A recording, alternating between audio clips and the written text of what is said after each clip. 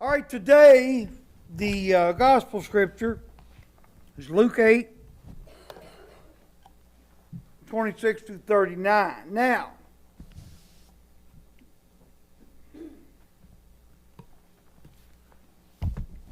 this is kind of, and this one was easy, thinking of it and, making some notes. This one was easy to put a name on. It's because it says it in here. Tell everyone what God has done for you. Now, this is another one of those Bible healing stories that, because of the subject matter and what it is, I think we've all read it, we've all heard it, we all know it. But, once again, as I love to point out, we kind of just go over things, and there are little details in here that you've got to explore. That once you see what some of these things are referencing, it sheds a whole new area on it. It sheds a whole new light. It's not just what it appears, okay? So,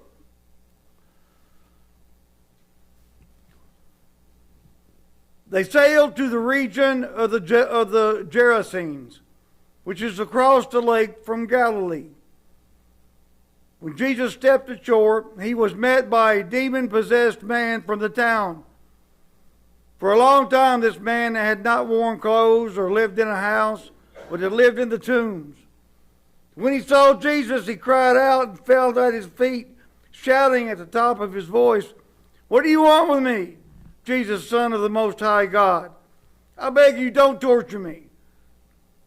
For Jesus had commanded these impure spirits to come out of the man. Many times it had seized him, and though he was chained hand and foot and kept under guard, he had broken his chains and had been driven by the demons into a solitary place. Jesus asked him, "What is your name?" "Legion," he replied, because many demons had gone into him. And they begged Jesus repeatedly not to order them to go into the abyss. A large herd of pigs was feeding there on the hillside. The demons begged Jesus to let them go into the pigs, and he gave them permission. When the demons came out of the man, they went into the pigs, and the herd rushed down the steep bank into the lake and was drowned. When those tending the pigs saw what had happened, they ran off and reported this to the town and countryside. And the people went out to see what had happened. When they came to Jesus, they found the man from whom the demons had gone out sitting at Jesus' feet, dressed and in his right mind. And they were afraid. Those who had seen it told the people how the demon-possessed man had been cured. Then all the people of the region of the Gerasenes asked Jesus to leave them because they were overcome with fear. So he got in the boat and left. The man from whom the demons had gone out had begged to go with him. But Jesus sent him away, saying, "Return home. Tell how much God has done for you." So the man went away and told all over town how much Jesus had done for him. Now, pretty straightforward, great example of healing. The subject matter kind of gives you an idea, but it's also kind of, hard to grasp. But Jesus healing people, throwing into the pigs. Pigs go drown because they don't want it either. Satan loses again. That's the idea of it, right? Well, see what else we can dig up here. Go back to the beginning. They sailed to the region of the Gerasenes. Now, why is this important? The Gerasenes is a Gentile region. It's a Gentile region. southeast of the Sea of Galilee. It's the location of Decapolis.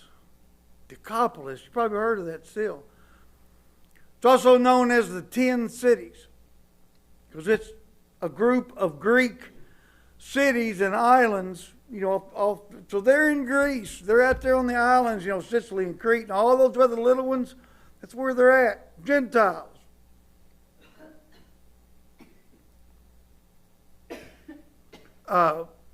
These Greek cities belonged to no country, and they were self-governing. Okay, so that gives you an idea of what we're dealing with here. These people, they're just living their lives, being farmers, probably fishing, kind of doing all right, self-government, don't have any problems. Everybody stays in all 10 cities, stay to themselves, but they all kind of work together. But they were the Gentiles, they weren't Jewish. That's important. Again, now why pigs? That's the biggie. Why pigs? Why are they picking on the pigs? Well, obviously, Jews don't raise pigs because they're, in Jewish law, they're unclean. They don't have pigs. They don't raise them. They don't eat them. They don't have anything to do with pigs. I think today that's still kind of enforced, to the extreme, but so they were unclean. However, this is the point. As I said, the Gentiles had no aversion to raising pigs. They kind of realized, I kind of like this ham thing. I like pig. I like, pork chops. All these Greek seasonings, all these Mediterranean stuff goes real good with this pig. So they raise them, sell them, they got no problem with it. But that's because they're Gentiles. So this whole thing is directed at Gentiles. Now, the demons. We've talked about this before, demons. I'm not talking about little devils running up and down the aisle. I'm not talking about little critters, I'm not talking about that. You know what I'm talking about. The same with Satan and evil. Not some creature, some forked-tailed, horned creature. It's evil. The opposite of knowing God. Okay? So, the demons are things that distract you from God. They keep you from turning to God. Some of them may be pleasure. Some of them may be pain. Some of them may be whatever that keeps you. And these demons. Well, this guy had a lot of them. I would say that most people have more than one. Because it's something that keeps you separate. It's something you do that you have to resist. Now, the demons, we always say, Jesus knows us. We know Jesus. Jesus is in us. The demons also know Jesus. Because he dealt with them before. So they were begging, don't, because they knew they were powerless at this point. They knew, they bargained. Just like we do. We'll bargain with Jesus, won't we? Some people do. Well, I tell you what, get me out of this mess and I won't ever do something like this again. Or get me out of here and how long does that last? I'd say it probably works for some people for good, but it's also one of them things that the old demon kind of comes back. But they're still powerless if you turn to Jesus. So he asked him, what's your name? Why do we have to know a name? Why did Jesus ask? Why is it important? It's important because of the now combined Jewish and Gentile crowd that he's talking to. Legion, the name, the reason the name's used, it's the largest unit of the Roman army. It's a legion. to these people the largest force of evil people on the earth. Each legion, between 3,000 and 6,000.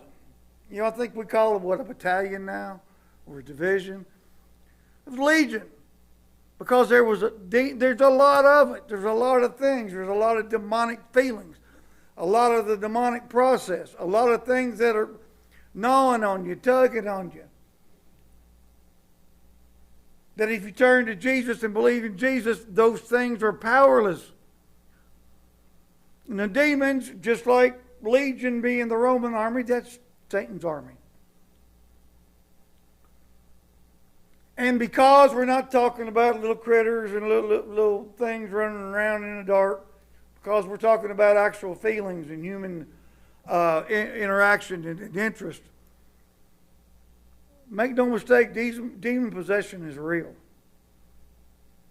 Demon possession is real. And we got to recognize the power that Satan does have.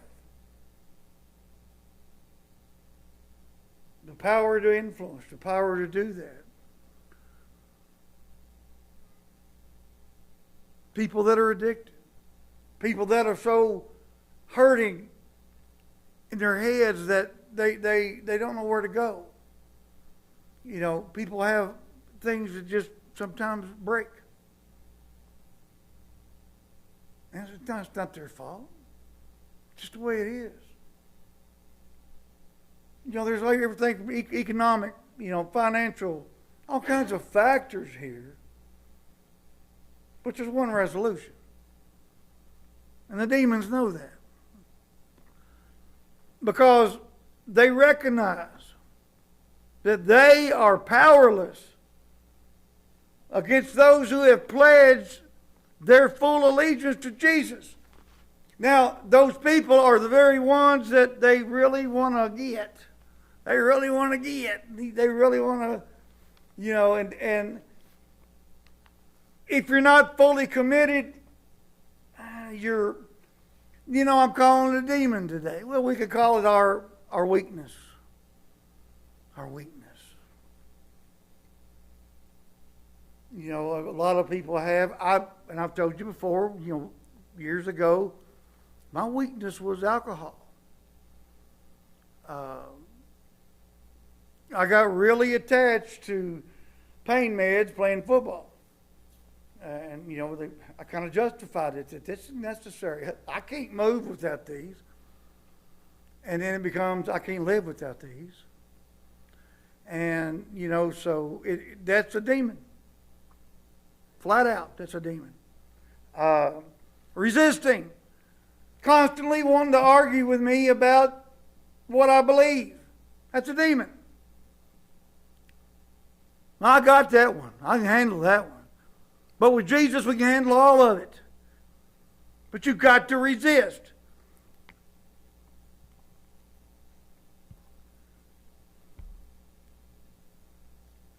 Now here's the next interesting thing. All the time before, all the other healings, what's Jesus always do? Get up, go sin no more, and don't tell anyone. Now remember, where those other healings were, they were in Jewish territory, with Jewish people. They wanted to crown him a king, a Messiah. He didn't need that. And if you go telling people I'm doing this, it's going to ruin everything. It's not time yet.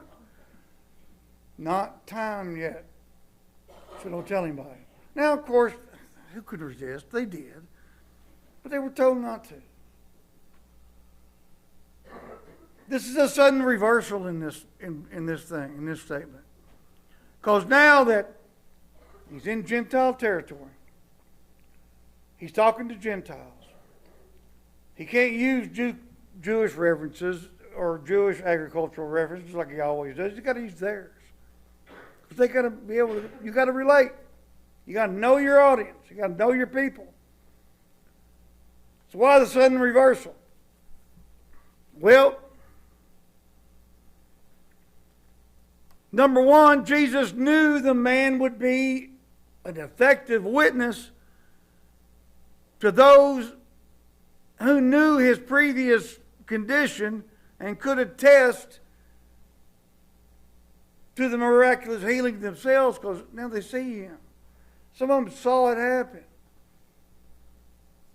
So he knows the guy's a good advertisement, effective way. He's a good witness. He's a good testimony. And these people have never heard this, so they need this. Number two,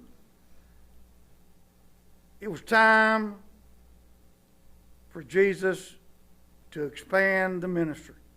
Now, we all think in our minds, and we all taught, and the way the Bible's even laid out, Jesus does his teachings, we get the story, we get all the healings, we get all the sermons from Jesus, and then after that, Peter and Paul and the rest of them spread out through the world.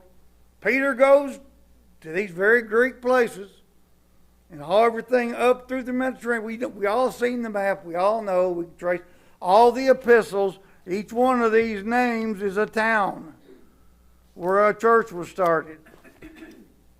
Paul didn't start it. Peter didn't start it.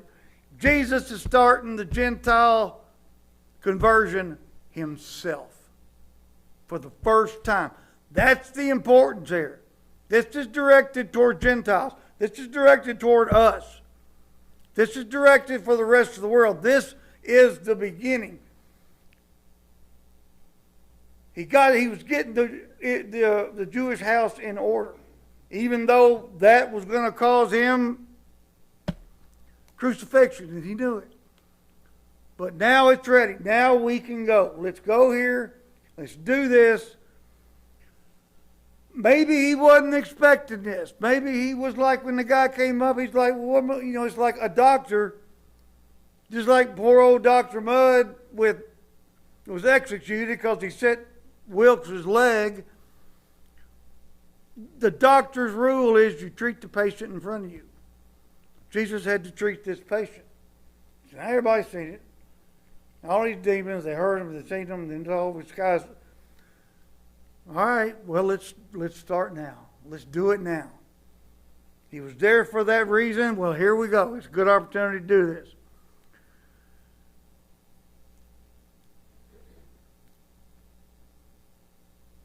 Jesus wanted to expand his ministry and introduce it. Now, this is the introduction of his message into Gentile regions. This is how it gets started. Then number three is Jesus knew that the Gentiles, since they were not expecting a Messiah, they had no expectations. Like I said, they're self-governing. They're living on these islands. They're farming. They're not fighting. They're not doing anything. They weren't expecting a king. They weren't expecting a Messiah. So Jesus knew that this would not divert his ministry before God's time.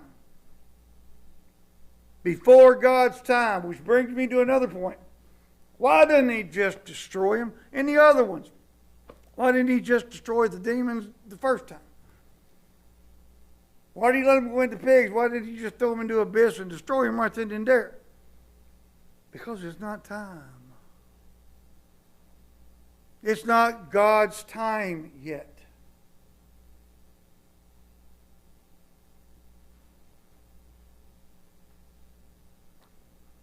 And to divert Jesus' ministry before it was God's time is what he knew would not happen here. Because they're not trying to crown him a king.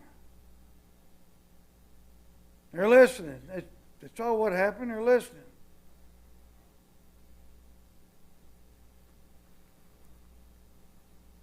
So,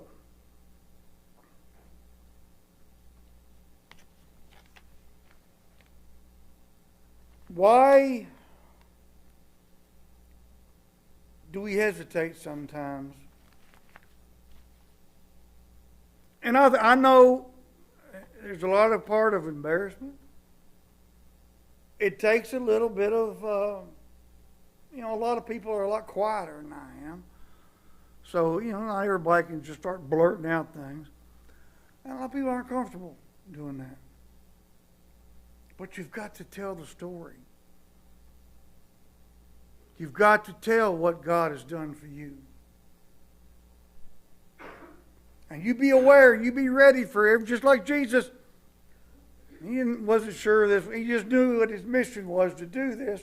And this guy and the demons, there they are. And he used that opportunity to spread the word, spread the teaching. We have to be ready for that. We have to be ready for the person that we know the demons are in. We have to be ready to tell them what God has done for you. And that means everything. I thought I was so sick, man. I thought I was going to die. The doctors were not very optimistic, and it was rough. But I kept praying. No matter how bad it got, I always knew that whatever happened at the end would be good. Now, I'm saying that's what I've heard.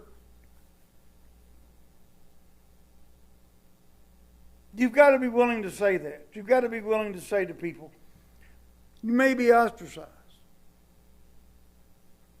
Sometimes some of the hardest people to say these things to and to just tell them point blank what God has done for you and will do for you and will also do for you is family, isn't it? It's hard to sometimes tell family. I don't know why it feels weird. I really don't. But sometimes it does. Because if they're polite, they'll ignore you. If they're going through something, they'll just attack you.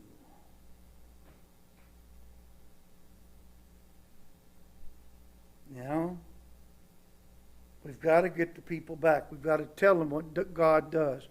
We can't just do things and pray for them. We've got to tell them. They've got to know, especially people that know you.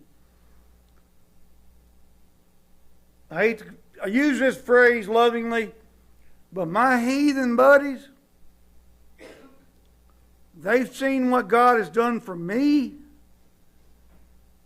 They took notice. They took notice.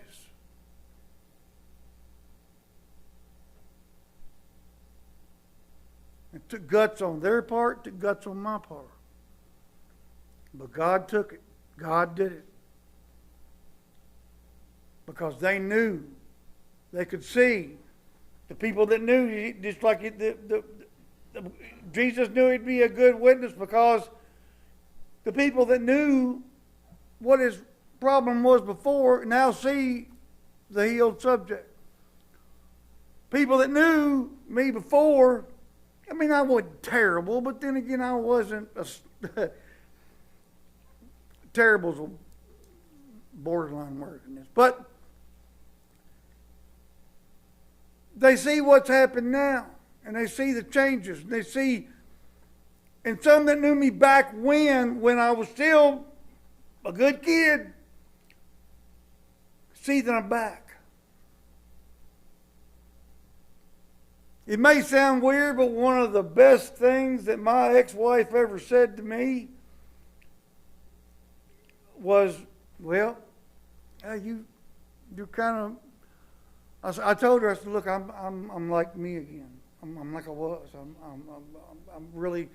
I'm doing this because God brought me around. She said, good. I wasn't expecting hoop up and hurrah. I was just telling her. And she just said, why couldn't you have done that 15 years ago? Why couldn't I? Why didn't I? Demons. Dead, burned demons. So, don't be afraid to tell people. Go out there and tell what God's done for you every day, every way. And when God does touch your life, don't be afraid to share it. Don't be afraid to share with family. Don't be afraid to share with friends. If an opportunity that you're at some kind of gathering, if you feel strong enough about it and somebody invites, some kind of invitation, you want to speak, anybody want to give testimony, do it. Do it. Let it out. So that's the message for today. Tell what God's done for you. I think you'll look and find a lot. Amen.